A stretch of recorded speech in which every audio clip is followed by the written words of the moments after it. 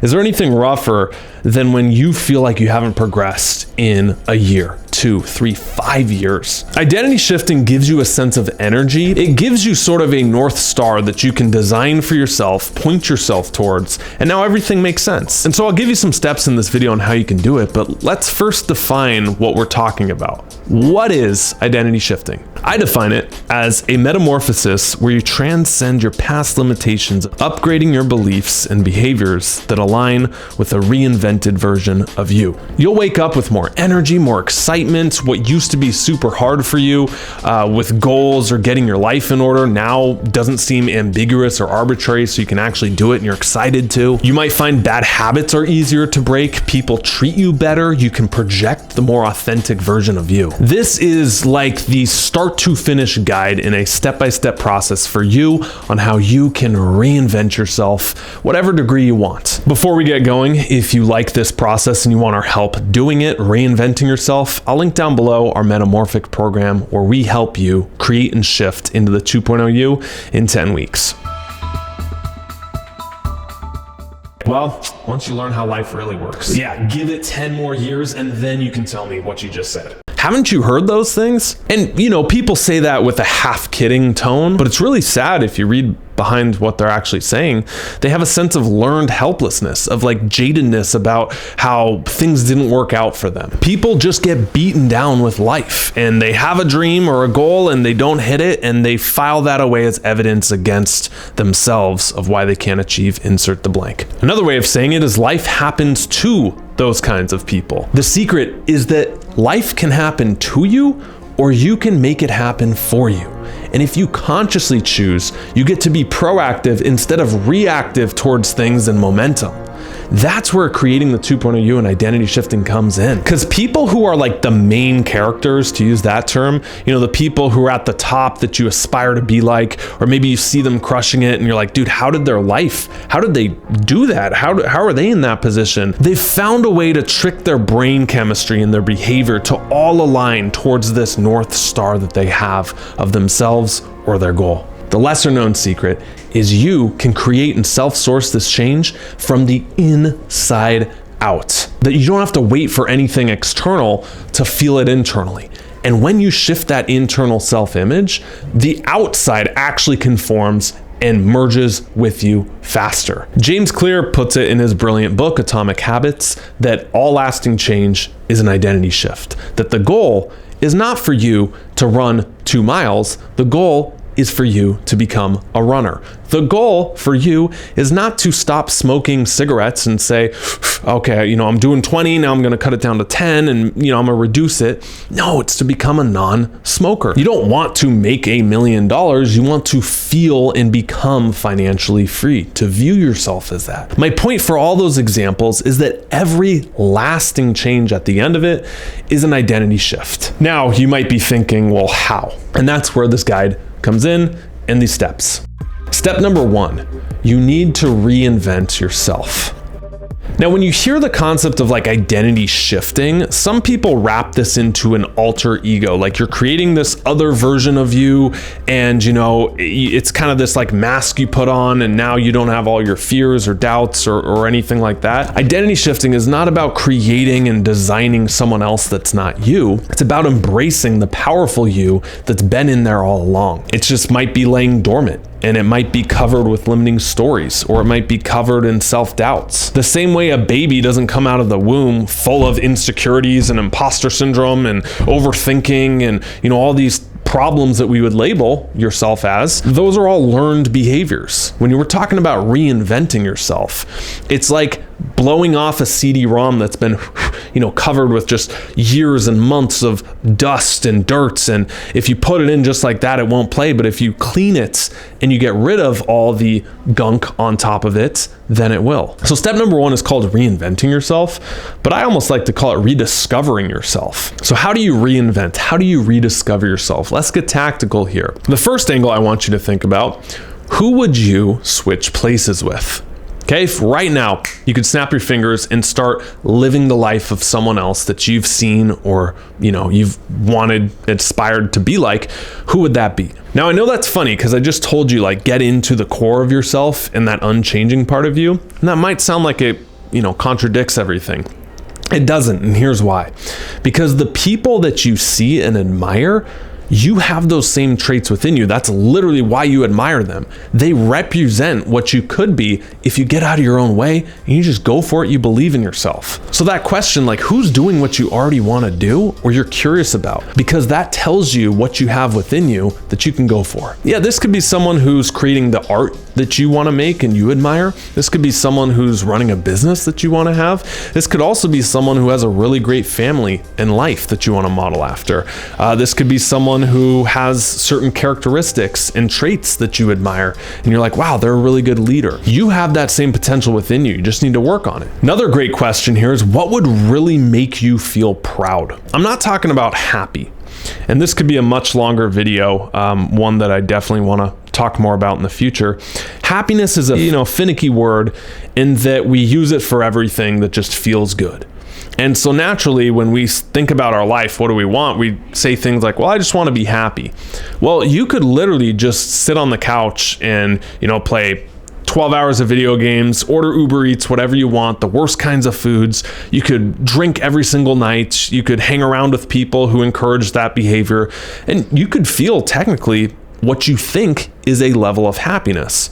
But I guarantee you that after a year, 2, 3 years go by, like, that's not what you really want. And you start to feel this like hole or emptiness inside. And that's because you don't feel proud. You don't feel like you've accomplished things. You don't feel like you're giving back or serving in a way. You don't feel like you're living up to that core within you to be all you can be. So I think feeling a sense of pride is the real goal. So ask yourself, like, what would really make me feel proud in life? Not happy, but like as a person, as a man, as a woman, like when I'm looking back on the last 5-10 years, what would make me feel just like amped up? Hell yes, I did it. Metrics are a good way to measure this. They're not everything, but they're a nice like black and white way to show that you've done something. So for me, what would make me feel proud was my first goal on YouTube was 100,000 subscribers. I'm like, dude, if I could get that, that would make me feel accomplished. Another way to phrase the pride feeling, if that sounds too serious, like what would get you excited? When you're looking back, you're like, dude, I can't believe I did that. Holy cow. That's the level of pride we're tapping into, where it feels not like, all serious, all work, no play, I'm proud, but like, dude, that was a blast. It was really hard. It was a lot of work, but I did it. All right, I got another juicy question for you here that really helped me when I was thinking about reinventing myself. What are you afraid to ask for, but really want deep down inside? Brief personal story on this, so this works and where it's coming from. When I did this at 25 years old, it was to be a rock star. Okay, I know that sounds grandiose, audacious, but that's the point, is that I finally admitted to myself, I had this dream since I was 12 years old and I picked up drumsticks. I wanted to play big shows, tour in a band, play the world, do all these festivals and everything like that. And up until that point, it had never happened. I was in a few bands, they didn't work out. I went to college and kind of thought those days were gone. And I was sitting down journaling on questions just like this. And I was like, you know what? I really do want that to happen, because when I'm 80 years old in a rocking chair, looking back on where I am now, I'm going to regret what I didn't go for, not what I did. And so what I did in that moment is I recommitted. As crazy as it sounded, I had to listen and say, I'm afraid to ask for this, to like be a rock star. That just sounds crazy. That sounds egoic. That sounds whatever. I pushed all those judgments aside and I said, you know what? That's what I want. I want to do it. If you know the story, I've told it many times, but within a year of setting that intention and putting my videos out there to try and get a band and get their attention, I got a tweet from a band I'm still in to this day. I couldn't believe it. I thought it was a prank. they said, hey, what are you doing? Fly to LA, audition, we need a drummer. We went around the world multiple times, opening for some of the biggest rock and metal bands in the world. And it was literally living out the childhood dream. That would not have happened had I stayed in that phase of, oh, I'm too scared to ask for that, or that sounds too big, or all these judgments we place on ourselves when you're setting your goals and thinking bigger. So tip number 1 of reinvention, who would you switch places with? What would make you feel proud and excited? And what are you afraid to ask for but secretly want? Tip number 2, this one is amazing if you can do it. One of the biggest hacks I found to reinventing yourself is to change your environment. Now, on a macro level, this can look as drastic as moving cities, literally up and moving. I did this going from Seattle to Arizona, and what I found that surprised me is as soon as I moved, all the habits I had that I was struggling to break in Seattle, it felt like I was starting over fresh, and I just didn't want to drink anymore. I didn't want to, do XYZ anymore. Like, it really made me aware how your environment that you're in creates your thoughts. And you're essentially just a subconscious loop playing in the background. You have 60,000 thoughts a day, 80% estimated are the same as the day before. It's really hard to change if you're operating from that. And I found one of the biggest triggers were things in my environment. So that was what worked for me. But for you, there's easy ways you can change your environment up. This can be as simple as moving things around, redesigning a room in your apartment or your house, and that'll get you to think differently. Maybe it's time you switch apartments if you can. If you got a lease coming up, I'd highly recommend moving for that very reason, that changing your environment lets you shake things up about yourself, life, habits, etc. Maybe it's physical, changing your appearance, changing your style, going on a shopping spree, getting a few new outfits, a few new fits that make you look good. So once you reinvent yourself, you get something that you're really excited about. You get some goals, you get a life that you can see yourself moving towards, and you're like, dude, that would get me stoked. That's not enough. This is where step number 2 comes in. This is to release. Now, this is where our conversations we've had recently on this channel about shadow work, letting go, detachment, all this starts to help. Step 1 is sort of the self-improvement. Think bigger, dream bigger, go after what you want. Step 2 is more of the self-healing, the other side of the coin, releasing that 1.0 you that will self-sabotage and hold you back from getting there. Now, it's important to say that you don't have to have this completely done in order to do this. When I was creating this YouTube channel, I still wrestled pretty much daily with certain negative beliefs or stories or doubts. These don't ever fade away completely, nor is that the goal. The goal is to not have your inner critic hold you back all day long and prevent you from doing what you really want deep down inside. The easiest way I can explain releasing is sort of with the visual. I know I use this metaphor a lot, but this is the easiest way to visualize what releasing looks like and why it's important. The visual is a hot air balloon. So everything you're doing in the reinvention process and in your life with self-improvement is like filling that balloon full of hot air. It gets bigger and bigger and bigger. This is where goals are, habits are, willpower, self-improvement, anything in that umbrella, you put more hot air into the balloon. But if we never address the sandbags holding that basket on the ground before it takes off, that thing's not going anywhere, is it? No. So it's the same thing in your life. Those sandbags are your core stories. When you start digging down and examining your core stories, you're able to release them and question them if they're true. There is such a lightness and freedom that comes from when you realize what you have been scared of isn't true. Just objectively isn't. You can look at it and be like, really? That thing is what I was worried about happening? Yeah, that's probably not true. There's a great Native American parable where, a chief is telling his kid about 2 wolves fighting, and they're at war with each other, and that we all have these 2 wolves fighting within. And the boy turns to the chief and he asks, well, which one wins? And the chief responds, the one you feed. And I think that sums this up great. Because there's that version of you that you want, but then there's that version of you that's holding you back, full of doubt, fear, anxiety, insert the blank of why you can't. And if we just keep listening to that wolf, it's gonna win. And this is never going to happen. So once you're able to like let go, release, do shadow work, it's sort of metaphorically starving that wolf so it doesn't have enough fuel to fight. Better yet, you can train it and get it on your side and listen to it. What is it trying to teach me? What is it trying to really say here? So there's two ways to do shadow work. The first is with yourself. The first is journaling. Simply just taking out a journal and writing and putting on paper why you can't blank. I can't because blank. The next is mindfulness or meditation. The goal here is not to do a meditation session correctly, because you'll quickly find it's very hard doing nothing, having zero stimulation. The goal here is to just observe and watch your thoughts passing like clouds in a sky, where you're just observing them and not latching on and trying to label and identify or use it as ammunition to self-attack and see, I can't even sit still for 30 minutes. I'm terrible. That's missing the whole point. The point is that you just do it and you start familiarizing yourself with that inner critic in your head and trying to look deeper into why those might not be true. So journaling, meditation, and then also I'll throw in here kind of an underrated one is talking to yourself out loud. Whether it's a voice memo, whether it's just you in your car on the way to work.